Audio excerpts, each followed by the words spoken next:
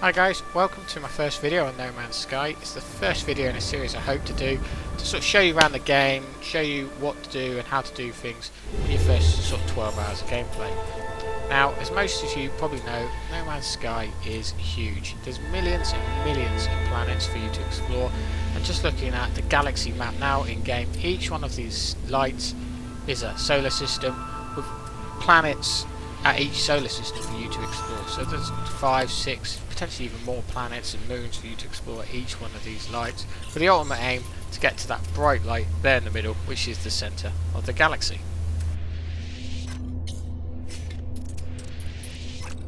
So with that in mind, what do you actually spend your time in the game doing? So we'll jump in my spaceship, fly down to the planet, leave this space station, and find out.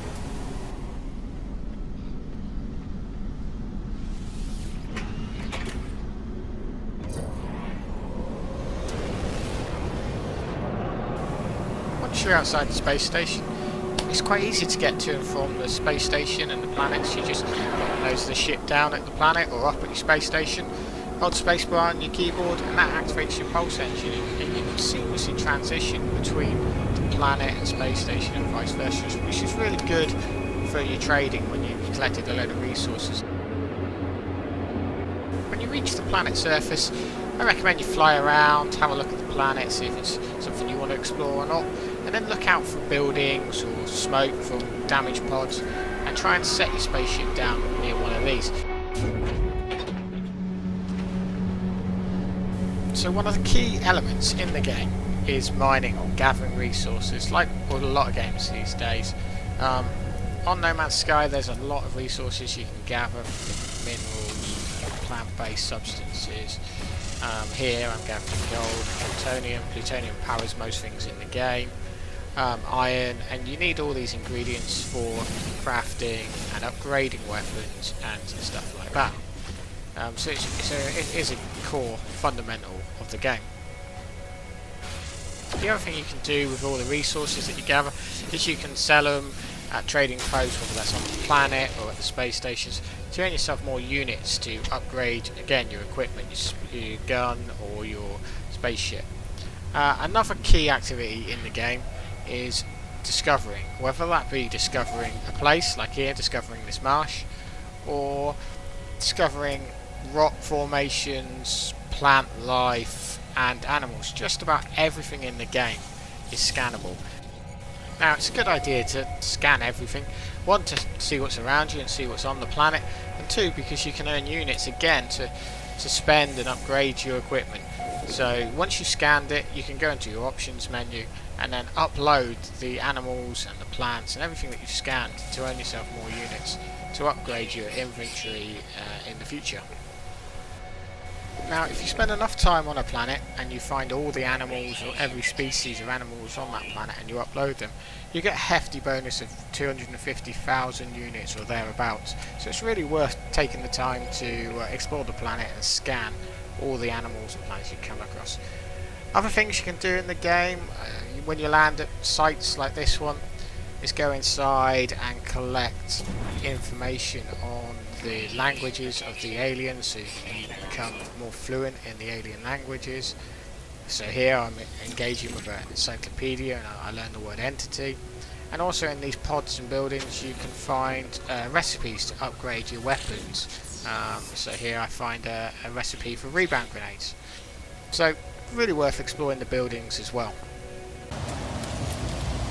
If you're thinking that all this discovery and exploration is new and where's the real action of the game, there's also these things called Sentinels who protect the planet. So if you go mad on your resource gathering like I have here, they get very upset. Here comes the Sentinel now, and they start to attack you.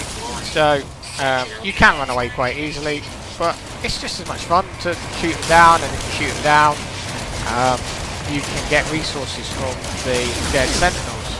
Normally they attack in a couple of pairs to start with. If you don't kill them all, like I did here, in the given time frame, they call for reinforcements. Those reinforcements are not always in the form of these flying sentinels. You know, in the first 12 hours I've played, I've let the timer run up a couple of times, and you get these bigger dog type Sentinels who are quite hard to kill and evade. Most animals are quite friendly and you can scan them without any trouble, and they vary quite a lot between the different planets. But not all animals are. Take this little fella here.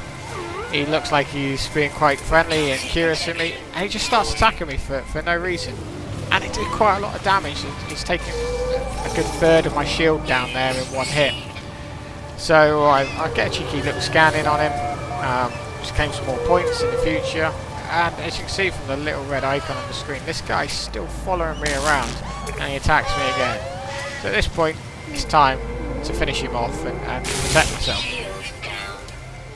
It's quite easy to kill some of these animals. You know, here I just put the mining laser on him and he's dead pretty quickly.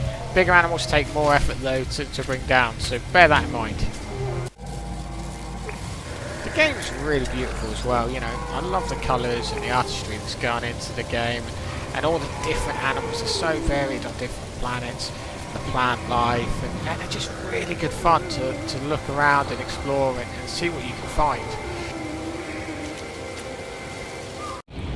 Obviously, what's a space game without aliens?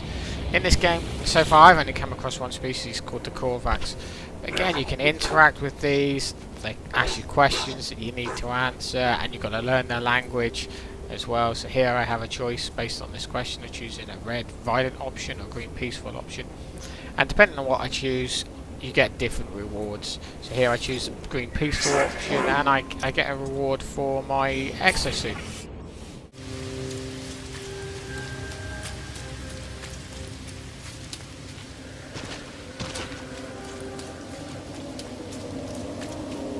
Not only is there plants and animals to discover, there's also ancient alien artifacts and monoliths that you can come and find. You spot them flying around as well.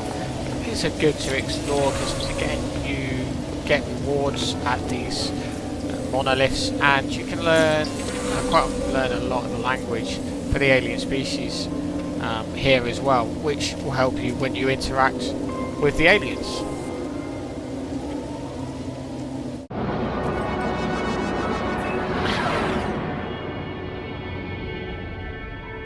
Being a space game, obviously, not all your time is spent exploring the planets. You can spend time flying around in space and hopping from different system to system.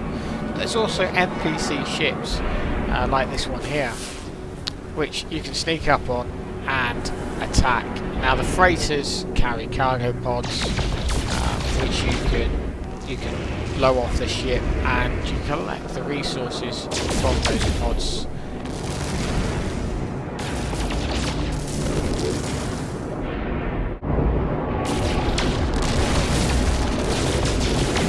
However, when attacking these MPC ships, you become worn really quickly.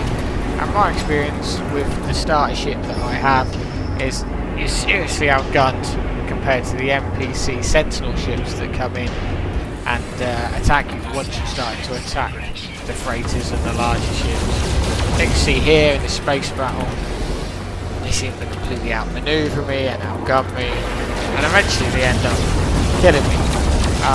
It's not the end of the world. You'll either start up on the surface or at your nearest space station if you get killed in space, and you do get an icon so where you died, so you can go back and collect all of the gear that you dropped at the time.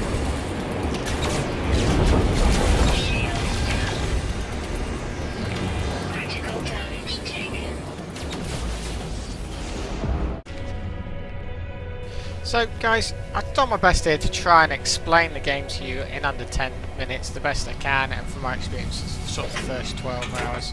And once you've explored one planet and you've finished with it, it's quite simple. You just jump in your spaceship again, point yourself out towards the stars, and fly off to the next planet or solar system.